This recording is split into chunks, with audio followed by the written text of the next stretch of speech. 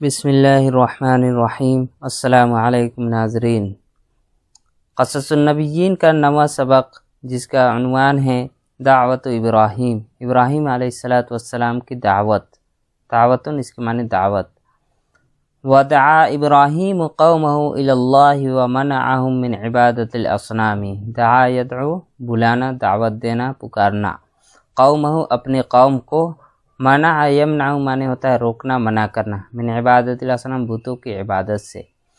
ودعا ابراہیم قومہ الی اللہ، اور حضرت ابراہیم علیہ السلام نے اپنے قوم کو اللہ تعالیٰ کی طرف دعوت دی، اللہ تعالیٰ کی طرف بلایا۔ ومنعہم من عبادت الاصنام، اور ان لوگوں کو بتوں کی عبادت کرنے سے منع کیا، روکا۔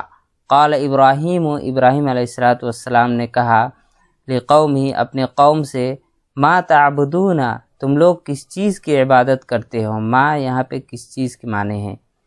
عبد یعبد، عبادت کرنا۔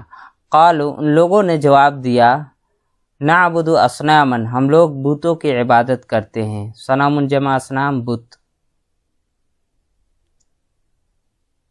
قال ابراہیم، ابراہیم علیہ السلام نے کہا، هل يسمعونکم اذ تدعون، کیا وہ بت تمہاری بات سنتے ہیں؟ اذ تدعون، جب تم لوگ ان کو پکارتے ہو۔ دعا یدعو پکارنا، سمع یسمع معنی ہوتا ہے سننا۔ کیا وہ تمہاری بات سنتے ہیں، یعنی کیا وہ بت تمہاری باتوں کو سنتے ہیں جب تم لوگ ان کو پکارتے ہو، آواز لگاتے ہو؟ او ینفعونکم او یضرون، نفع ینفع معنی ہوتا ہے نفع پہنچانا، فائدہ پہنچانا۔ ضر یضر اس کے معنی ہوتا ہے نقصان پہنچانا۔ او ینفعونکم او یضرون، یا کیا وہ تمہیں کوئی فائدہ پہنچاتے ہیں یا نقصان پہنچاتے ہیں؟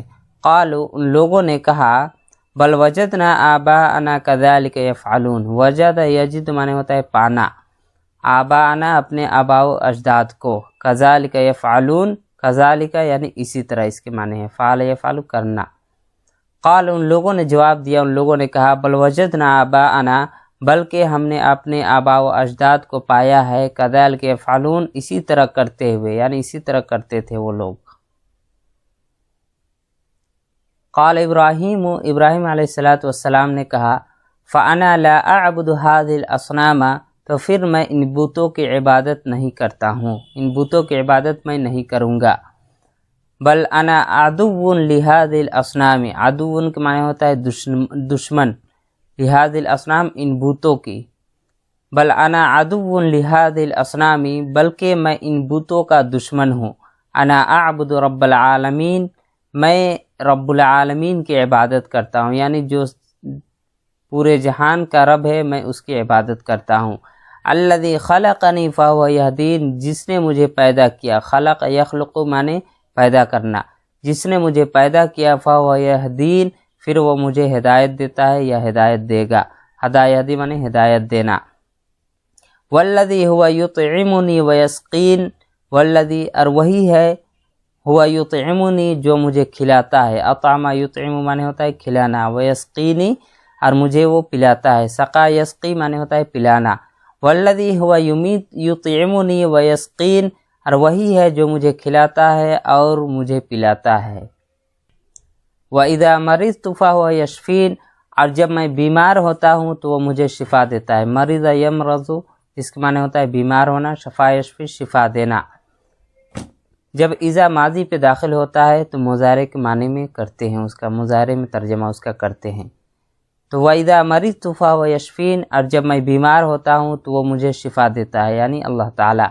وَالَّذِي يُمِيتُنِي ثُمَّ يُحْيِينِ، اور وہی ہے جو مجھے مارتا ہے اور جو مجھے جلاتا ہے یا زندہ کرتا ہے۔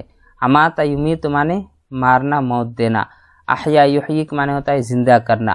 وَإِنَّ الْأَصْنَامَ لَا تَخْلُقُ وَلَا تَهْدِي، اور بے شک بت لا تخلق ولا تهدی، نہ تو پیدا کر سکتے ہیں اور نہ ہی تو ہدایت دے سکتے ہیں۔ خلق یخلق پیدا کرنا، ہدایت یہدی ہدایت دینا۔ وَإِنَّهَا لَا تُطْعِمُ أَحَدًا وَلَا تَسْقِي، اور بے شک وہ بت، ہا کی ضمیر الاصنام، اور بے شک وہ بت نہ ہی تو کسی کو کھلا سکتے ہیں اور نہ ہی تو کسی کو وہ پلا سکتے ہیں۔ اطعم یطعم کھلانا، سقا یسقی پلانا۔ وَإِذَا مَرِضَ أَحَدٌ، اور جب کوئی شخص بیمار ہوتا ہے، مرض یمرض بیمار ہونا، فَهُوَ لَا تَشْفِي، تو وہ بت ان کو شفا نہیں دے سکتے، شفا یشفی شفا دینا۔